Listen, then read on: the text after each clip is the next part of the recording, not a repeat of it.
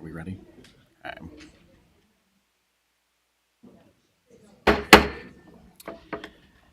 I would like to call the Peoria Public Schools Board of Education meeting for February 27th, 2023 to order. Madam Secretary, would you please call the roll? Mrs. Costick, Mr. Kloss, Mrs. McConnell, Here. Mr. Murphy, Here. Dr. Rankin, Here. Mr. Wilson, President Ross. We have 5 present. Thank you. At this time, would we please stand for the Pledge of Allegiance? I pledge allegiance to the flag of the United States of America and to the republic for which it stands, one nation, under God, indivisible, with liberty and justice for all.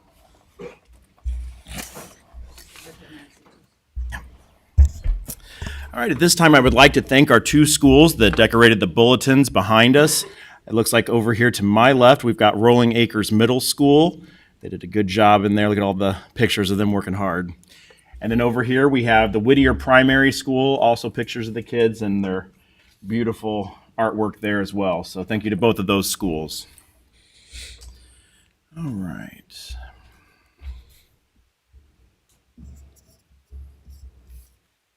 Okay.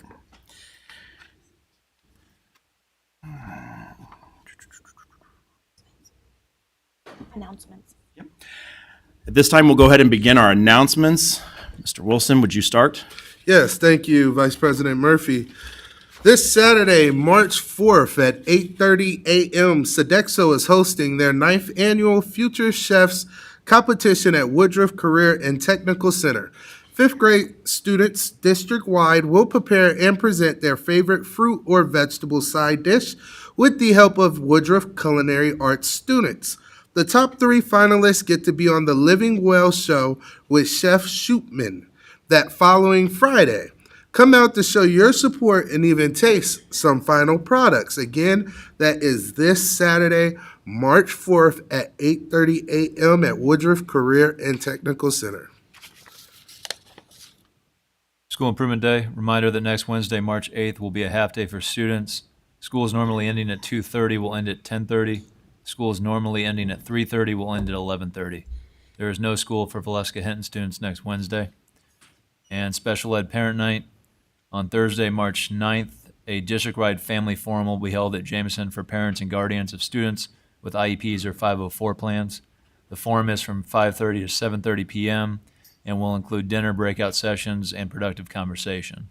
Contact Michelle Meanders for RSVP or attend the event virtually. Good evening, everyone.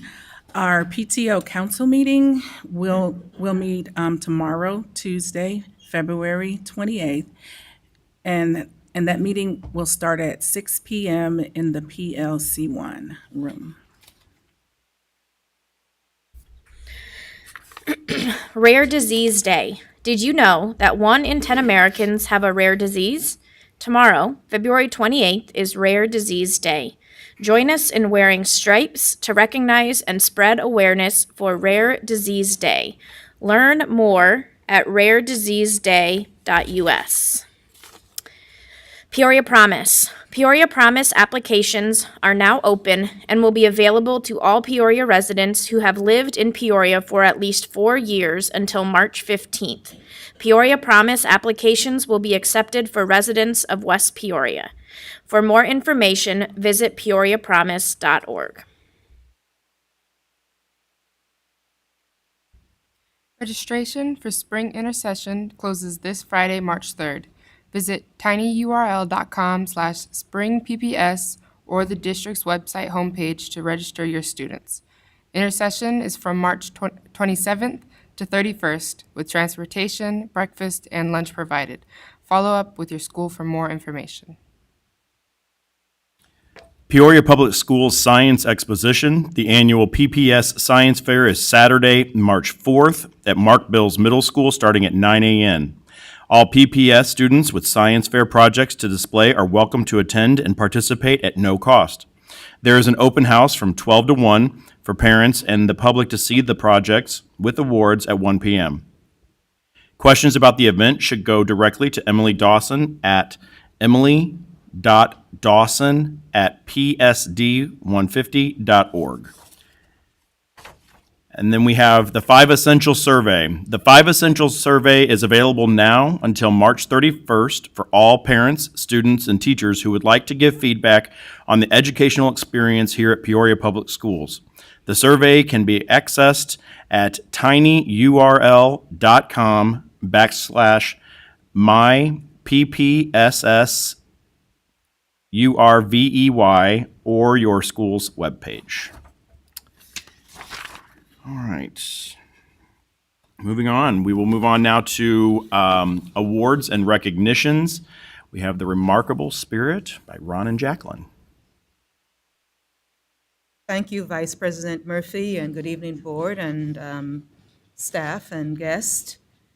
And so it's indeed an honor to share with you a Remarkable Spirit Award moment, and it's from Liberty Leadership School. It involves our principal, our amazing principal, Miss Sue Malahi.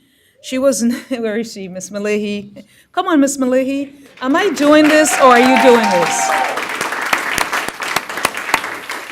I'll start off. I think it's appropriate that you present the award. Is that okay? Thank you, yes. Awesome, thank you. So somebody noticed something and shared it with you. Yes. And then you just took it and ran with it. So Yes. here's some notes. Thank you. You're welcome. Thank you so much. You're welcome. I am very honored to be here today because it just is great to see how community comes together.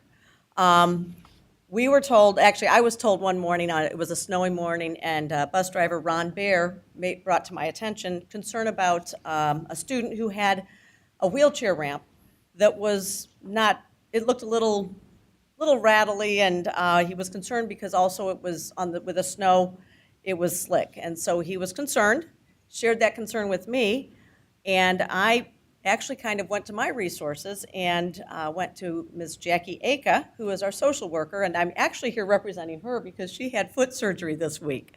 So, but Jackie, our social worker, reached out to Core Construction, and she contacted Andrew Arnold, and Mr. Arnold was on it that day. He had people out taking pictures, getting an architectural plan and permits, and he got to work.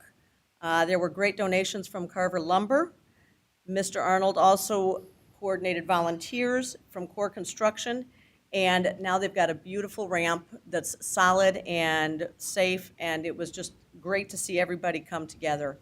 And I really appreciate it. There were a lot of people who went behind the scenes as well. Carver Lumber donated supplies, and Mr. Arnold had volunteers through, I believe, Rebuilding Together. And it just came together to give this family a safe ramp to get to and from school and so many other places every day.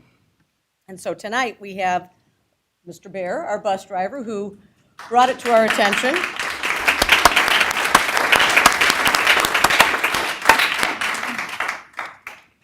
Thank you.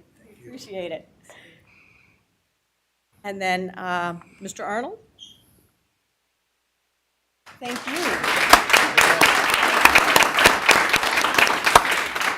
And it's just really nice to know that they do so much more than driving the bus. They are really watching out for our families. And then one phone call, and it's amazing how you can really bring a community together. And again, Mrs. Aka really coordinated everything, and I appreciate her effort as well. I could tell she'd be the right one to go to. Yes. She really cares for the kids.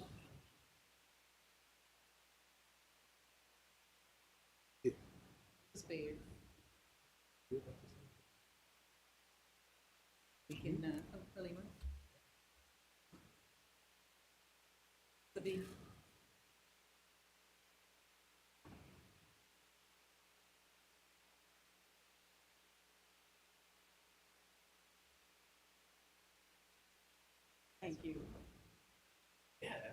Thank you so much. Is that for you? This is Jack. Oh, Jack. Yes. Thank you.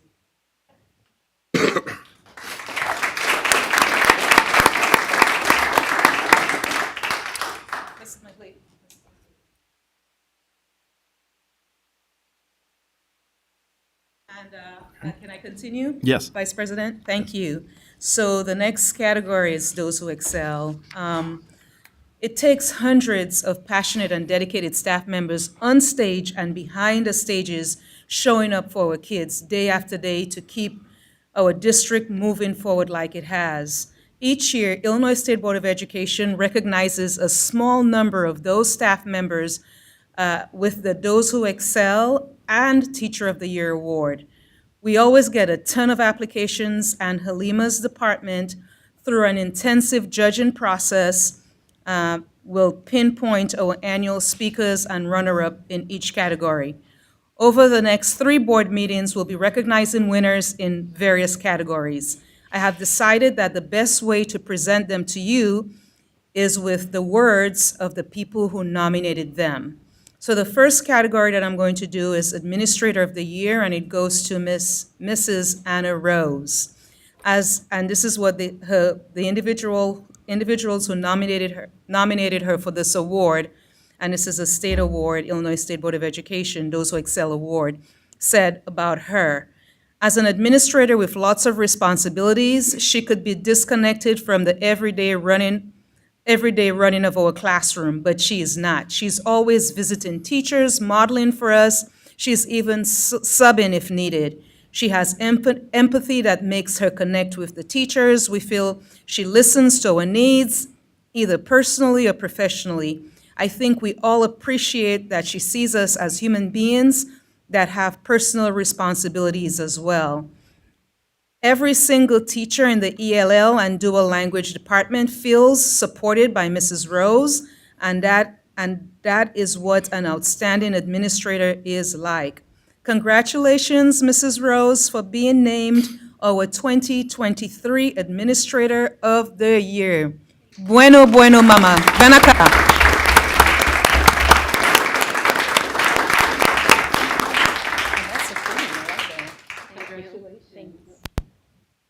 Gonna say, you can show, and then I'll. Good evening. Thank you so much. This really means a lot to me, especially because it comes from the people that I serve. I'm always very grateful to them and am always amazed at what I see and the dedication and passion that they have for our children. They go way beyond the call of duty. Very dedicated staff. I'm very happy and honored to receive this award, especially because they represent our community. Thank you.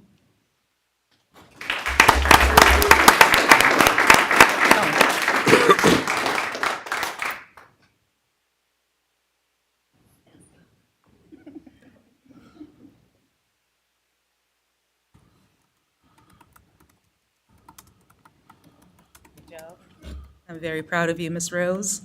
The next category, Educational Service Personnel of the Year, runner-up. This employee could often be seen using communication aids, sensory activities, and adaptive technology, all while teaching students reading, writing, math, and life skills. In a matter of an hour, it was typical to observe her move from concepts of print to letter sounds to beginning reading and phonics while pulling students and working on their individual goals. Her work is performed with such integrity that teachers highly request that their toughest kids be placed in her groups. While we would love to keep her, Mrs. K. Lawless, our own Heinz treasure, we feel that it is time she be recognized as at a more elevated level. Congratulations, Mrs. K. Lawless, for being recognized and being named our 2023 Educational Service Personnel of the Year runner-up. Mrs. K. Lawless.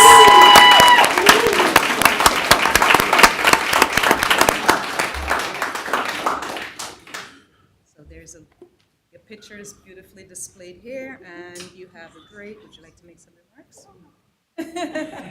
She's shy. I appreciate you. Are you related to this young man?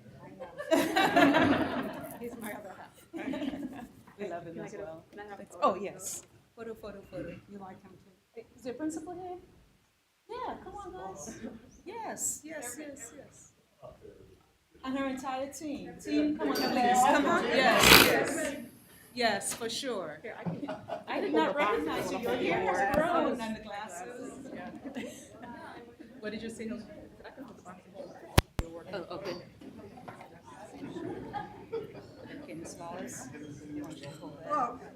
And then maybe you can, and somebody can help for you.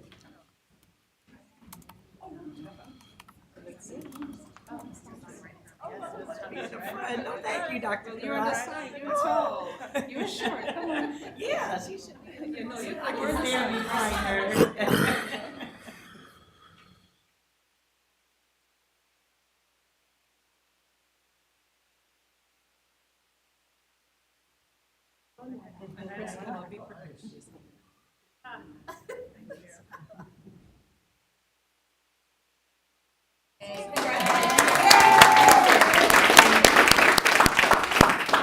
Good evening. Dr. Karat has just put me on the spot. Thank you very much. I am honored to say that I have known Kay for over 20 years. She and I worked together back in our Franklin days.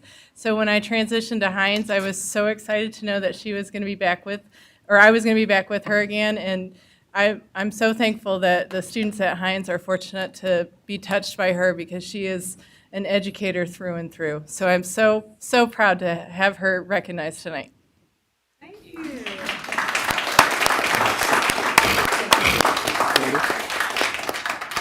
And the final category is Educational Service Personnel of the Year, and that goes to Valerie Blake Scott. This employee.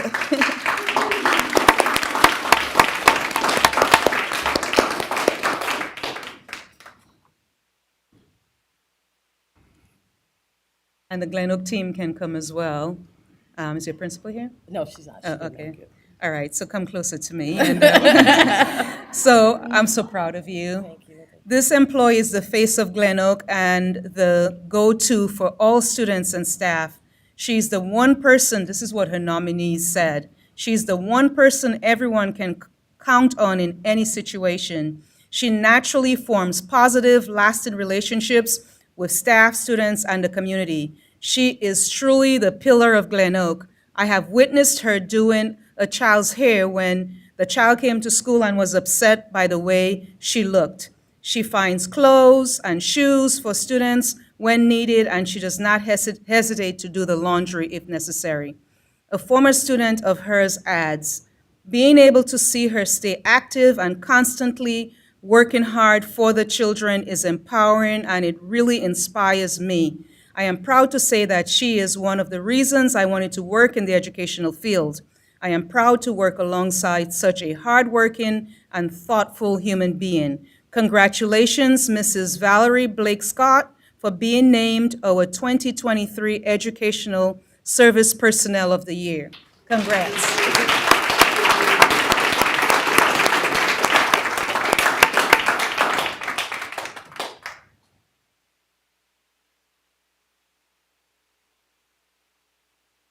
Feel free to make a few remarks and then I'll go back. Well, regards. Thank you, guys, I was honored for the nomination, but this is greater. I've been doing this for like 19 years, and no day is the same. But I'm thankful to be here, and thank you guys again.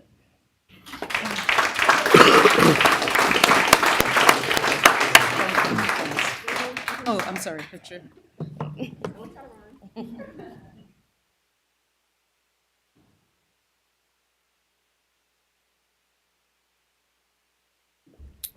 So congratulations, everyone. I mean, your peers have selected you. So we're very proud of you. You're making a difference for the kids, your community, so thank you very, very much. Feel free to leave, or you can stay as well. Just Board real quick- President, I turn it over to you. Just real quick, I think a couple board members have something they'd like to say, but real quick, I just wanted to say congratulations to all the award winners for all your hard work, and for being recognized for that hard work. That's not always easy, and so congratulations to you all for that. And I know he's already stepped out, but Mr. Bear, thank you to him for recognizing that need for the wheelchair ramp needing to be improved. approved. And truly thank you to Core Construction and everyone else that helped make that possible, because that's not easy to have done, especially materials being as hard as they are to come by these days and things like that. You guys made every effort to get that fixed, and we really appreciate that for the safety of our children and family. So, And President- then, Mr. Wilson, if you had. Yeah. I wanted to kind of repeat. You kind of took took my sorry. statement there. But this part of the agenda is my favorite: the awards and recognitions. I always look forward to those who excel awards. Thank you for everything that you do for our students. It does not go unseen for sure. And I also wanted to give a shout out to Core Construction as well. Did Michaela Vincent, is she here today? Michaela? You guys are amazing. Not only did you help with that, but you also helped kids in our district receive a gift this year through our Toy Neighborhood giveaway for Christmas. So for that, I wanted to say thank you. Thank you, President. Yeah. Absolutely. Thank you, Mr. Wilson. I think does that anyone else have anything else they'd like to say? All right. Well, thank you very much, everybody. Enjoy your evening. All right. Moving along. Thank you, Michaela, for she's very supportive of Yes, she is. Oh, yeah. her very often. Thank you. All right. Looks like we are going to be moving ahead to presentation by audience, but I don't know if we have any. We don't have any, do we? Just to confirm, we don't have any presentation by audience? Okay. Well, okay, that's fine. Well, then I guess we can bypass response to audience presentation. Can I get a motion to approve the minutes from February 13th, 2023? So, second. Thank you very much. We need to take a roll call on that. We need to do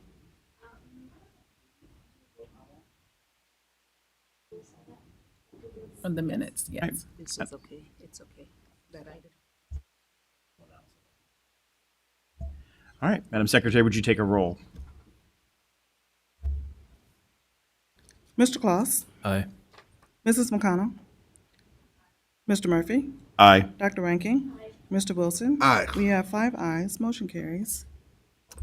Thank you. Now for information items. Superintendent update. I just gave my superintendent update. Thank you. That's fine.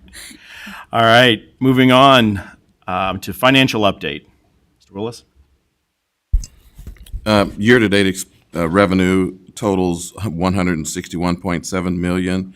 Year-to-date expenditures through end of February totals $150.5 million. So far this fiscal year, we've brought in about $11 million more than we've spent. In terms of how those results compare to what we typically see, this time of year, typically 54% of our income has been received, and we're at about that 54% mark. In terms of expenditures, typically we've spent through the end of February about 60% of our budget. We're at about 54%. So in terms of performance, we continue to perform better than budget so far through the fiscal year. All right, good. Does anyone have any questions for Mr. Willis on the board? Seeing none, thank you. Proposed expenditures over 2,500.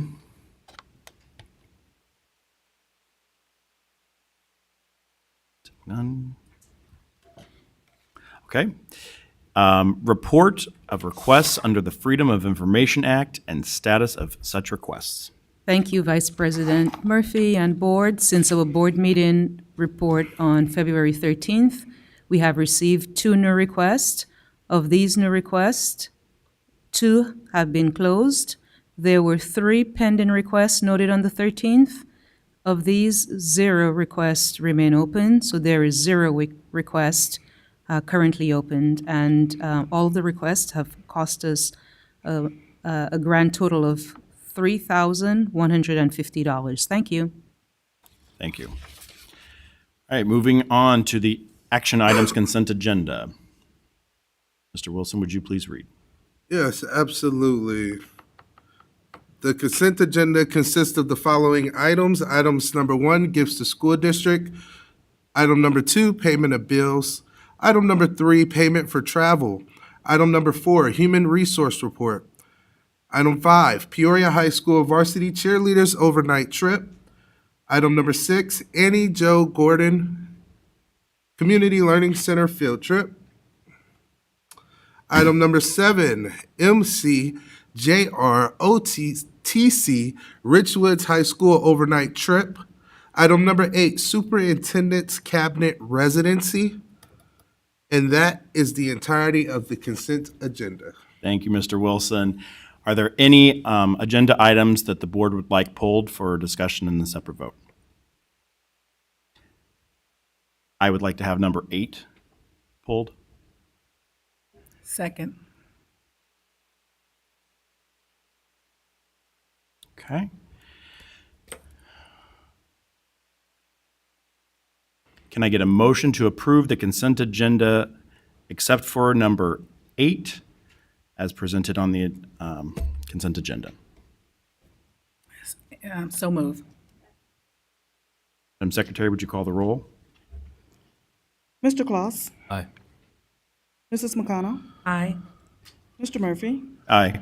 Dr. Ranking, Mr. Wilson. Aye. We have 5 ayes, motion carries. Okay. Discussion on agenda item number 8, Superintendent's Cabinet Residency. Just some further discussion on this at this time. I just want to make sure that before we vote on something like this, that we are following the policy protocol. I think we, as a board, received an email from legal, and so I want to make sure that we are following that step correctly and that we're not bypassing anything, especially to the point where whenever we're discussing something like this, possibly having this be part of negotiations rather than just as an implementation moving forward. So I would make a motion to pull this until we see that the policy committee has moved this into policy to begin with, made a policy motion for us to approve as a board. Second. Okay, Um, go ahead. so for clarity, I'm sorry. So you're wanting this to go through the policy committee before being voted on? Correct. And Legal. if you can just provide some background. Sure. Two things. The first is, thanks. The first is, I want to clarify that Vice President Murphy, you've made a motion to table this item for Yes. another meeting with the full board in attendance. Is that my understanding? Yes, for the full board to be here in Okay. attendance, yes. And then I'm happy to provide some background on the memorandum that I already provided to the board members on just procedural aspects regarding this policy. If the board were to take action on this tonight, I believe it is, in essence, a policy. So it's kind of a cart before the horse scenario, in my view. You have a policy committee, and you have a board policy on policy development, which requires a first reading for new policies. So I think this kind of, having this on the agenda as it's written tonight contradicts that policy a bit. It can be tabled. The board can always direct the policy committee to come forward and bring forth a policy with a residency requirement for cabinet members, if that's what the board would like to do. So then it can be brought to the full board for a first reading in accordance with that policy. And just, as a kind of a separate matter, the action item as it reads right now is very specific, and I would hate to have a situation where, you direct the policy committee to come up with a policy, but you don't ultimately like, as a full board, what the policy committee sends you. And I don't want there to be contradictory terms, and I don't want it to be a situation where the board maybe has to take action to rescind whatever it did today or at a previous at a forthcoming board meeting, without having the policy committee put forth something that the full board has had the opportunity to have a full reading of. Any questions based on? Happy to answer them. Can you clarify for them what's on the table right now? What's on the table right now? I believe the only thing that's on the table right now is Vice President Murphy's motion to table the item for the next board meeting. That's it, with a second by Board Member McConnell. So, I mean, by the next board meeting, who's to say if we have something coming out of the policy committee that it'll be ready by then? So if it's not ready and it still goes on the board agenda, then what sense does that? I mean, I support this, just for clarity and FYI.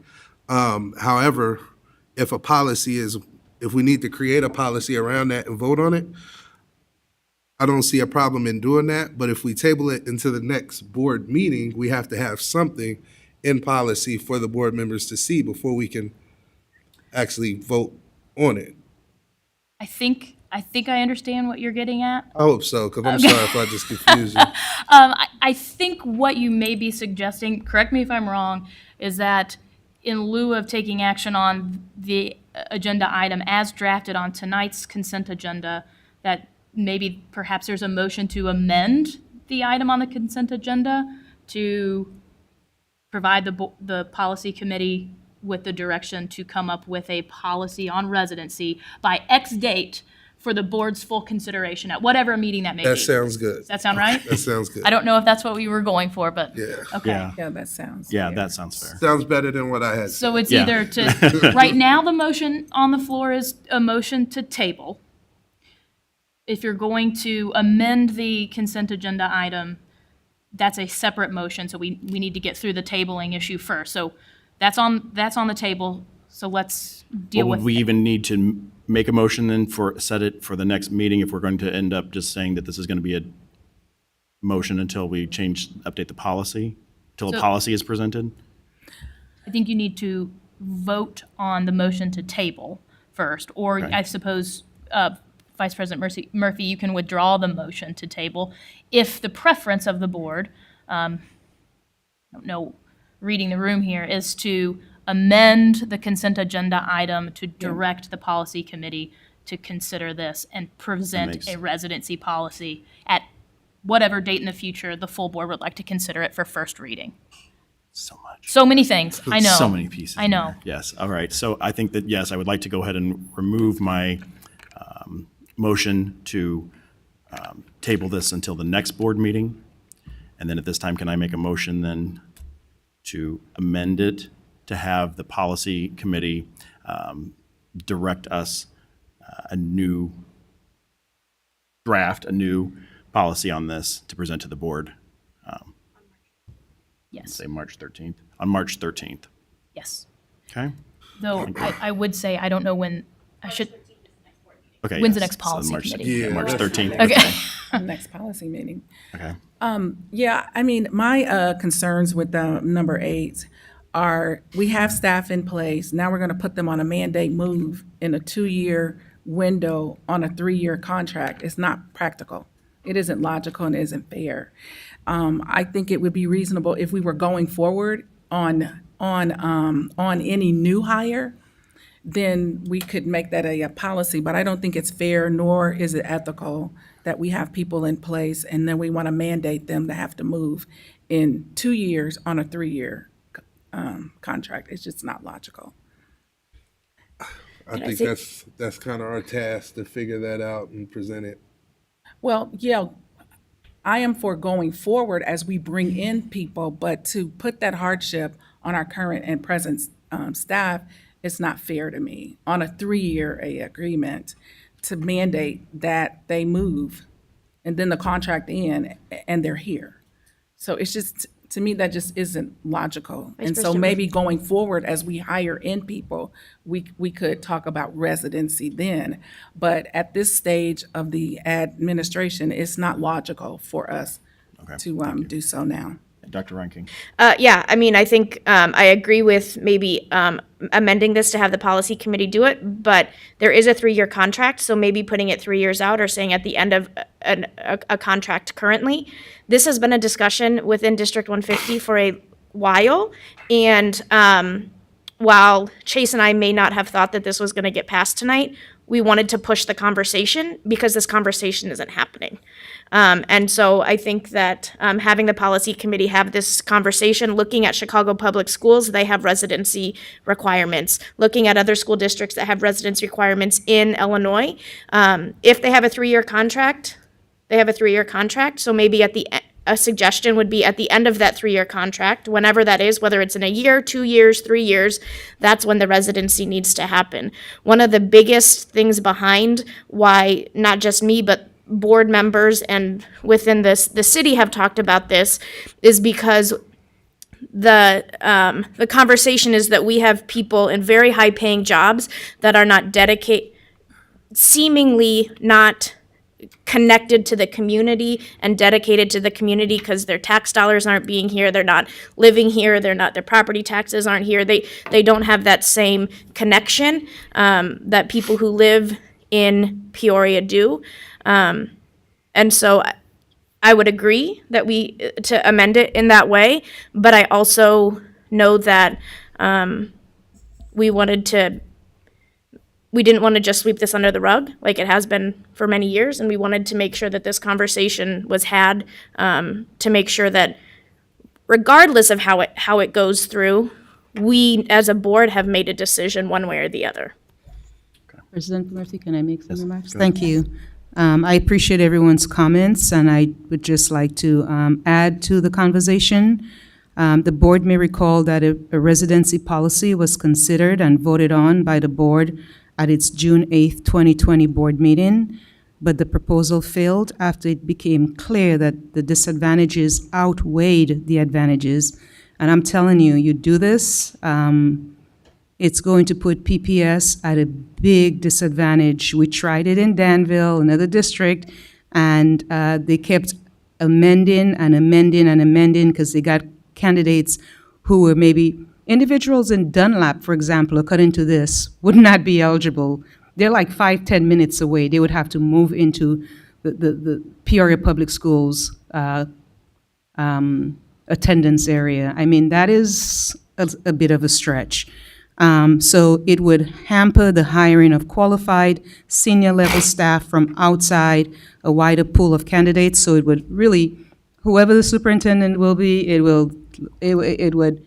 would tie their hands, and it would put us at a huge disadvantage with the workforce challenges that everyone is experiencing. I would highly recommend that we don't go down that road. There is a potential for legal exposure also for the district from existing staff who could claim constructive termination, especially if the requirement was imposed post-employment.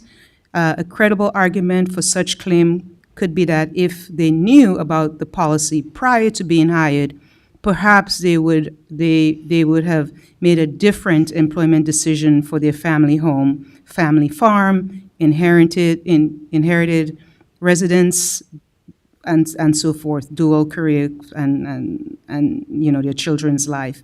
I think that's where Board Member McConnell was going. While opposing this policy at the time, the administration did say it would support making the residency requirement applicable only to individuals hired after the policy is put in place. It would also support offering 2 different types of salaries to new employees as they're hired in the district going forward. For example, 1, a higher salary for those who agree to move into the city, and 2, a reduced salary for those who cannot and are unable to move into the city. And we've discussed all of that before, and we have all of the documentation. So I just wanted to add some additional information to the additional narrative to the conversation. Thank you. Thank you. Any other? Go ahead. Dr. Yeah, I just want to say thank you, Dr. Karat, for that. That was informative, and I understand there's advantages and disadvantages. I think the advantages of having administration, cabinet members who make so much per year. I think the advantages of having them live in the city of Peoria outweigh the disadvantages. I would want someone that that works in that capacity to also be invested into the community. But again, I hear what you have stated. And thank you to Board Member Reinking, Dr. Reinking, and Chase Claus for introducing it and getting the discussion going. I'm sure me and Paris on the policy committee will have a fruitful conversation and trying to get something for the board to consider. And Board Member Wilson, just to add also, while the policy is considering this, to be fair, not only cabinet members make that amount of money. We have teachers in that category as well. So we should not seem as if we're discerning and discriminating one group over another. So it's complicated. It is. I would love for teachers to live in the city as well. Yeah. On that note, does anyone else have any other questions about this? Huh? Yep. Madam Secretary, would you take a roll? Mr. Claus? Aye. Mrs. McConnell? I'm sorry, so hang on a second. Before we start taking a vote, I need to be clear about what motion is on the table. So I withdrew my motion to To table it to the next one, and then made the new motion to send this to policy. So the new motion is to amend the agenda item as drafted for the board to direct the policy committee to draft a policy for the full board's consideration at the next meeting.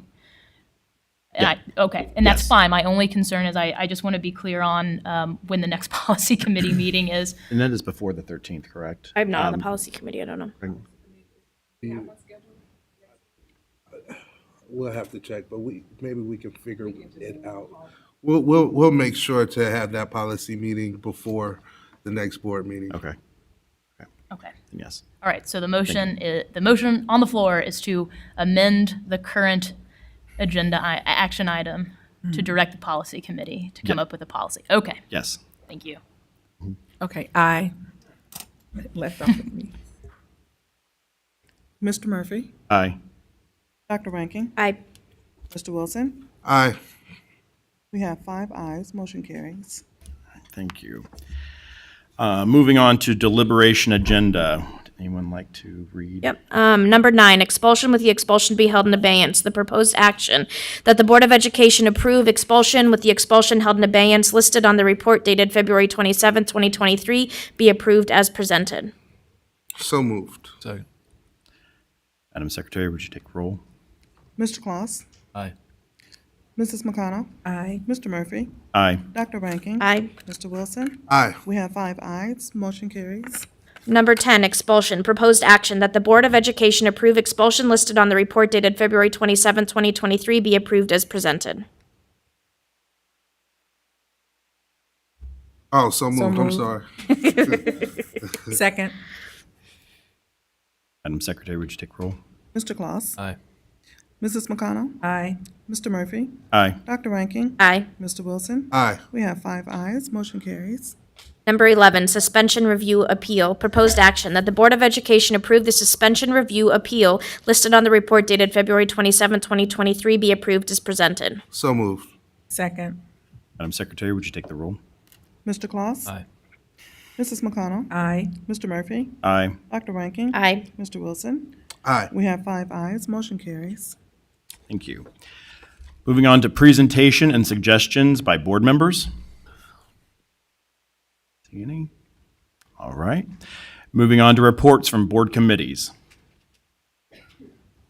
Dr. Rankin? The next Special Education Behavior Committee with Dr. Bond and myself is March 9th at 4 o'clock virtually and somewhere in the Wisconsin building. Okay. Mr. Klaus? Parent-Teacher Advisory Committee will meet next Monday on March 6th at 3:30. And the policy committee will work together to identify a date before the next board meeting. Buildings and Grounds will also send forth a date to be determined. All right, at this time, can I get a motion to adjourn? So move.